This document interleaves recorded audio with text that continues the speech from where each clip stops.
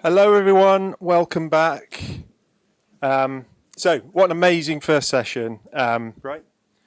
Huge thank you to all of our guest speakers. I learnt an awful lot. It was really great to hear you speak. Lots of energy, lots of purpose in the room, and such an amazing amount of progress being made all over the world. I'm really, really blown away. So firstly, thank you to you guys. So just a little bit about me. If you can't see me, I'm a Caucasian male, just over 6 feet tall. I'm wearing eyeglasses. I've got short dark hair. I'm wearing a white shirt and blue jeans. Thank you. My colleagues keep remarking how smart I look today. It's very unusual. I'm Ben Hardman. I'm Head of Innovation Ecosystems with GDI Hub, and I really, really love my job. I get to work with the rest of the GDI Hub team, but across the ecosystem. And effectively, our role is to turn insight and research into compelling ideas that we can then turn into impactful solutions. And we do that, like I say, internally, but also with a huge amount of support from our partners across the ecosystem. So much of our work is focused around supporting innovators and ventures in developing their propositions, developing their technology, helping them to find ways to market what they do, find traction, to grow their business, and to find a pathway to scale. So an intro to the session. I'm really looking forward to learning from and interacting with and sharing lots of insight with all of you. I'm hoping that we can squeeze a little bit of fun in as well along the way. That's really, really important. So it's my sessions where we're going to be diving into a range of topics. So we're going to talk about system strengthening. We're going to talk about smart ways to use data. We're going to talk about innovation ecosystems. So it's going to be a diverse range of topics for the next hour and a half. So we're incredibly grateful to have some really smart people to take us through that journey. So to kick us off, I'm going to introduce Seghers from the Clinton Health Access Initiative. Frey, would you like to? Right here. Thank you so much. And it's such a pleasure to be here. I would love to start with a very, very brief visualization exercise. And however you want to do this, if you want to, I mean, everyone's sitting back in their chairs, comfortable, but think about the joy of a 4-year-old. Like you can pick boy or girl who gets a pair of or hearing aids for the very first time in their life and they can hear. Can you imagine that? I don't think with the audience in the room and with the audience online that should be too hard. Or the sort of expression on a face of a young child in a wheelchair and being able to move around or be pushed around. And now keep that thought, because that's exactly the joy that I would love for this talk to keep in your minds and keep in our minds together. The first 1,000 days of life are such a critical window of opportunity for development.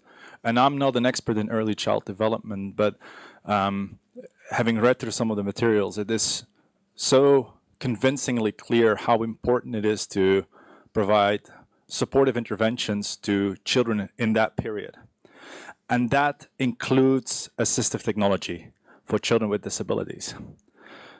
However, as much as all these many children need assistive technology in that window, we're all aware of the disparities. And we're all aware of the context. And we talked a little bit this morning about stigma. And what does stigma mean? Well, what does stigma mean for children? Well, it means that often it can lead to families to break apart. And it can lead to there being a single parent or caregiver, often a mother, who needs to take the sole responsibility for their families. And for a family which is already in a low resource context or living in poverty, that might be dragging them down further in poverty.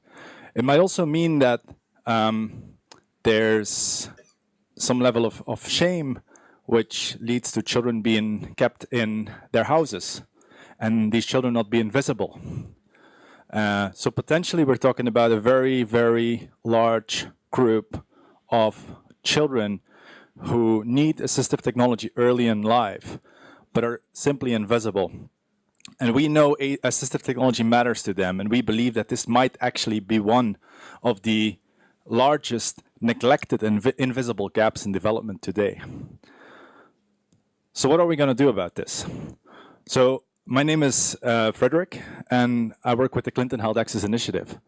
And our journey started in 2018 in assistive technology alongside the Global Disability Innovation Hub, where we tried to answer the question, what works for shaping markets for assistive technology? And in that journey, we've obviously come to reflect on what markets should we shape, or should we rather think about building markets? And what is the role of governments as we build markets? And we all know that governments have signed up to the UN Convention, for instance, and made commitments, but perhaps these have not yet translated into ambitious plans. And there's an opportunity to help drive that forward. And that's what we've done essentially over the past 5 years. We've worked with government partners to bring stakeholders together in a space which is often operating in a very fragmented manner, and start to reflect on what are some of the common challenges that all of us are facing as organizations, our stakeholders, as constituents.